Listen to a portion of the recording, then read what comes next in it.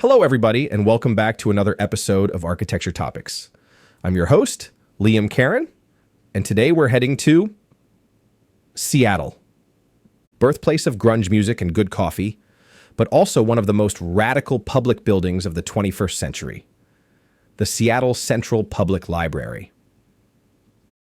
But before we dive in, just a quick reminder. If you enjoy the stories we tell on this show, follow Architecture Topics on Spotify, Apple Podcasts, YouTube, or wherever you're listening right now. It helps more than you know. All right. Now that we've got that out of the way, let's get right back to the episode. The year is 1998 and Seattle is booming. Microsoft is already a tech powerhouse. Amazon is still a scrappy online bookseller, barely 4 years old, but gaining traction fast. Boeing, the aircraft manufacturer and pride of the American industrial system, is still here. And the city's skyline is changing faster than the weather. But as the city rushes headlong into the digital age, its public infrastructure is lagging, especially its libraries. The old Central Library, sitting on the corner of 4th Avenue and Spring Street since the early 1960s, is, by this point, tired. Not just in aesthetics, but in function. It was designed for a different era, the era of books, not bytes. A dark, low-ceiling structure wrapped in concrete and glass panels. It felt more bunker than a beacon. The stacks were hard to navigate. The spaces were disjointed. And in a city that prided itself on innovation, the building felt like a relic. Behind the scenes, librarians were struggling to keep up.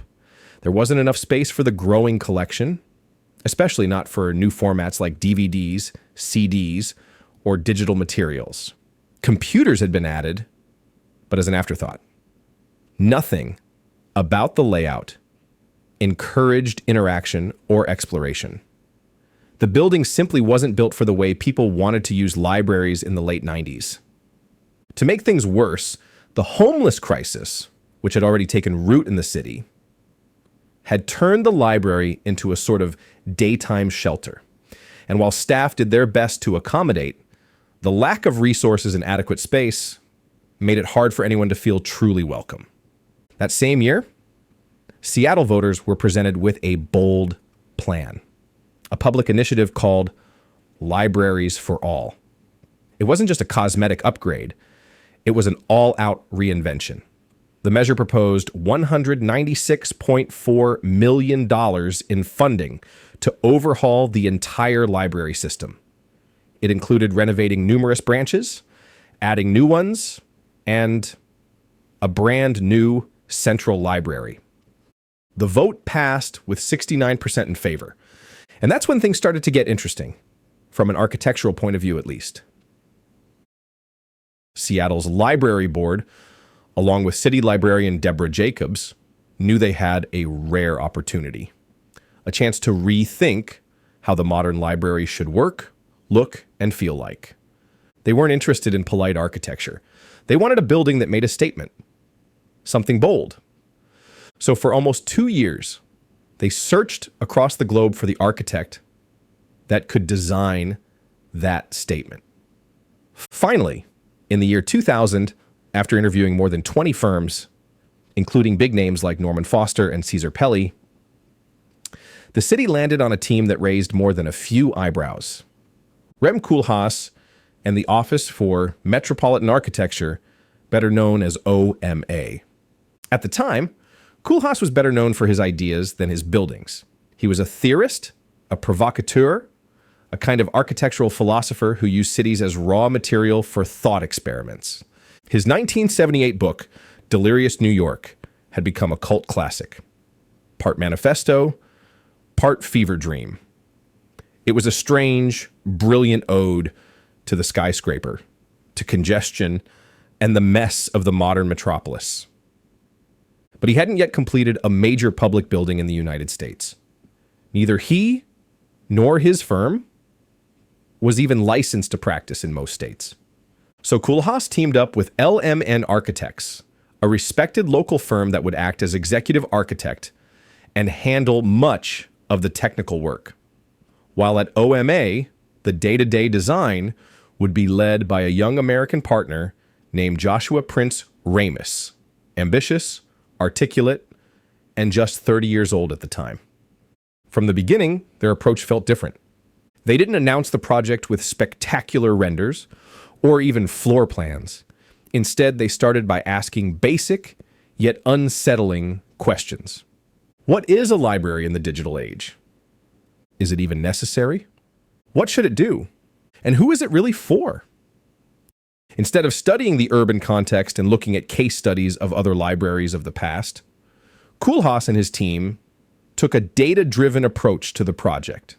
They started mapping out user experiences, and not just the ones of librarians and readers, but also tourists, students, unhoused people, business people, families, anyone who might enter the building for any reason. They charted data on circulation paths, media types, sightlines, staffing zones, acoustics, daylight, Wi-Fi access. Remember, this was the year 2000. Wi-Fi had barely started becoming a thing, and more. All of it became raw material for design. So what do you do once you've gathered all that data? Once you've mapped out how people enter the building, how they move, how they read, search, rest, gather? For Koolhaas and his associate Prince Ramus, the answer was simple. You don't start drawing floor plans or elevations. You start designing logic.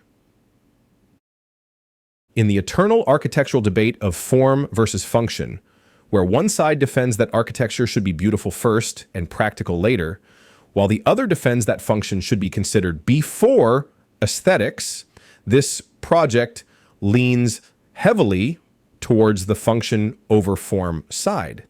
The idea was not to create a good-looking building. It was to create a machine for public knowledge. The shape would come later as a result of the internal needs of this machine, like a building reverse-engineered from the inside out. The breakthrough came in the form of 5 distinct platforms, each one dedicated to a core function of the library: staff operations, the reading rooms, the children's section, public meeting areas, and the stacks. But these weren't traditional floors. They weren't arranged neatly, one on top of the other, like a wedding cake. Instead, they floated, offset from one another, and separated by zones of circulation. Koolhaas called them programmatic clusters, and they were the heart of the building's design. Between them, instead of dead space or dull corridors, came what the team called in-between planes.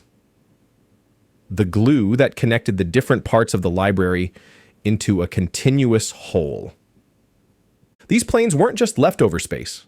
They were deliberately activated zones, like escalators, ramps, reading areas, lounge spots, spaces for movement, friction, and curiosity. And at the center of it all, the feature that would define the library's radical interior was the book spiral. This is where Koolhaas and his team broke entirely with tradition. Libraries have always used stacks arranged by floors, separated by categories or genres, but that creates abrupt breaks in continuity. You might go from philosophy on one floor to religion on the next, with a staircase or elevator in between. The flow of knowledge gets fragmented.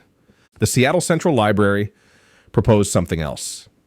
A single, continuous 4-story ramp. Gently sloping at just 2 degrees, it allowed the nonfiction collection, arranged following the Dewey Decimal System, to be shelved in a literal spiral. Start at 000 and walk your way up to 999 without ever needing to use stairs. The goal wasn't just accessibility. There was something more philosophical and conceptual behind this design. Koolhaas wanted the physical structure of the library to mirror the structure of knowledge itself. Continuous, ordered, expansive. He even referred to it as a parking garage for books, as a metaphor for the efficiency of the layout. You could access any point directly without detours or hierarchy. These concepts of a continuous spiral and the ascension of knowledge were probably influenced by the work of Frank Lloyd Wright, who used similar words and solutions on buildings like the New York City Guggenheim or the Johnson Wax Laboratory. By the way, if you haven't listened to our previous episode about the New York Guggenheim, be sure to check it out. Even though it's a very different building from the Seattle Library, I personally think they conceptually share a lot. Plus, it's a very cool building and another great architectural story. But back to Seattle's library. If you look at a cross-section of the Seattle Central Library, you won't just see stacked floors. You'll see two systems interlocked, like fingers between hands. One system holds the public experience such as learning, gathering, or wandering. The other supports it, with staff rooms, logistics, and structure. In a more traditional library, these might be neatly separated. But here, they're woven together, each shaping and complementing the other. Let's move through it from the very bottom up. Parking sits at the base. Just above it is the children's area, a low, softly lit zone. Warm, playful, scaled for small bodies. It feels like a hidden nook, tucked beneath the building's mass. Next comes the living room, the first open space you encounter from the street. It's not just for reading, it's for being.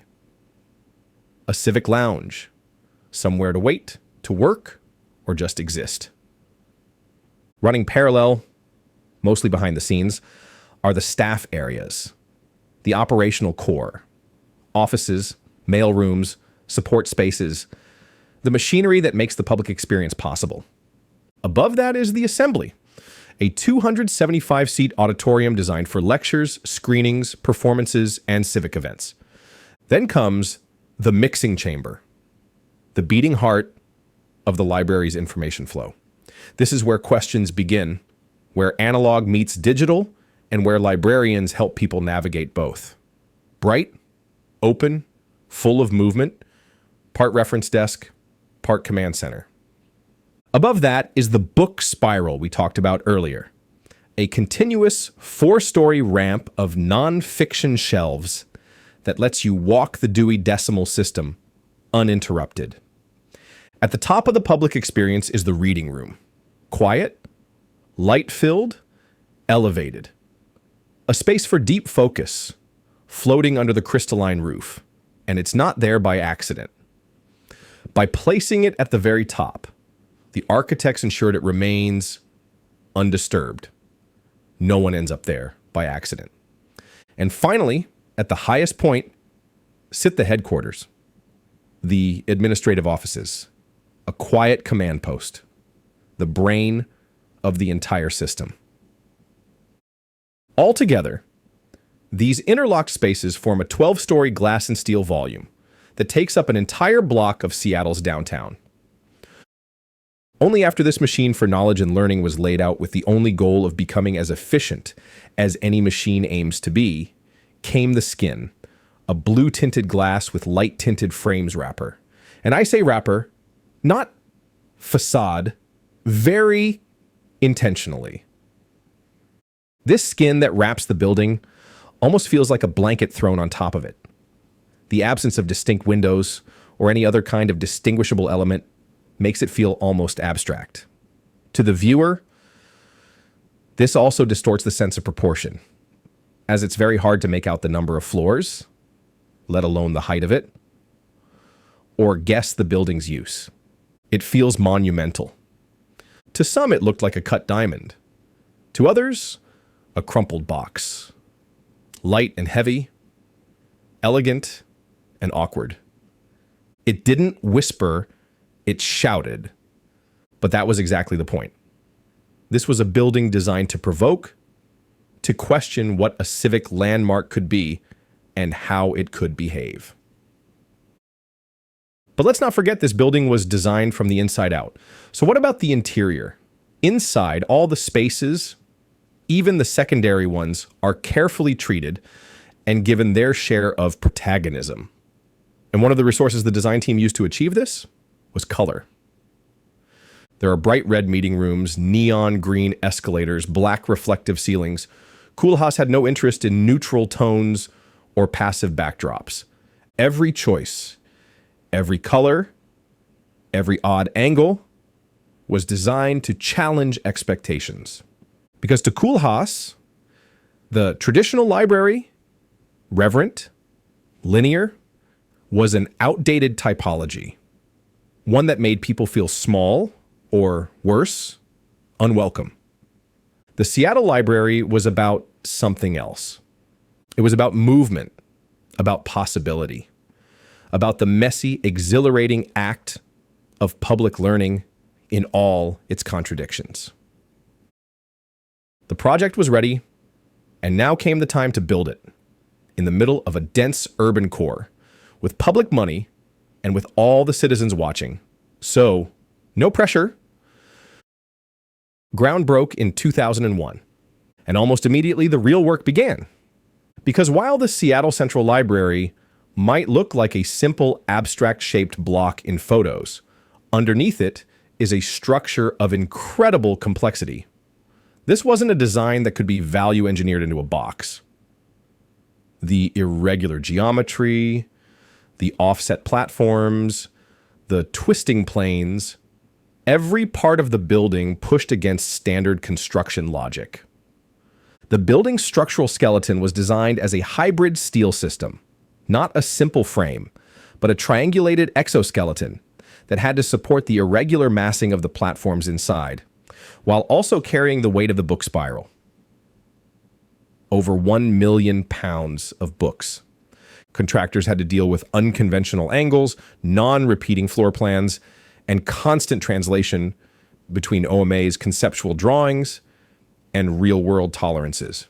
LMN architects, acting as the executive firm, played a key role, serving as the bridge between Koolhaas's vision and the code-compliant, buildable reality. Each platform had specific acoustic, structural, and lighting requirements. Escalators pierced through sloping spaces. Ramps curved gently for hundreds of feet without margin for error. HVAC, fire suppression, and electrical systems all had to be threaded through non-standard volumes. And the curtain wall was not easy either. That iconic diamond-shaped glass skin was a technical feat. It's composed of a steel mesh sandwiched between panes of glass, designed to diffuse light while resisting heat gain and glare. It had to be fabricated, tested, and installed with millimeter precision. Any error in the geometry would have cascaded across the entire surface. And then came September 11th. Just a few months into construction, the attacks on the World Trade Center shifted the national conversation, especially around civic buildings. Suddenly, openness and transparency were being reassessed through the lens of security. The Seattle Library, with its exposed structure, public gathering spaces, and all-glass facade, seemed like the exact opposite of a secure building. But the team stood by the design, and the city supported them. As the structure neared completion, the public began to take notice, not just in Seattle, but internationally. Architecture magazines, cultural critics, even mainstream media started paying attention to the strange geometric form rising above 4th Avenue. It didn't look like any library people had seen before, and that was exactly why it made headlines.